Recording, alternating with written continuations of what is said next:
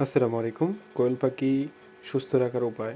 আপনারা দেখতেছেন যে আমার কোয়েল পাখির খামারের ভিতরে দেখতেছেন যে নতুন বসি দিছি। তো নতুন বসি তারা লাগাইতেছে দেখতেছেন। তো আপনারা দেখবেন সপ্তাহ অথবা 10 দিন পর আপনার কোয়েল পাখি যে পটি করবে ওগুলা থেকে অনেক গ্যাস হবে অথবা পোকাও হয়ে যেতে পারে। কারণ কোয়েল পাখি অত্যন্ত খানা খায় যেরকম হাগেও এরকম, পটিটা করেও এরকম। তো খেয়াল রাখবেন 10 থেকে 15 দিন পর পর কোয়েল পাখির বসি চেঞ্জ করে দেবেন। ঠিক আছে, চেঞ্জ করে দিবেন। এটা থেকে মশাও কম হবে। ঠিক আছে, আর কোয়েল পাখি আপনার সুস্থ থাকবে। কোয়েল পাখিগুলো সুস্থ থাকবে ইনশাল্লাহ।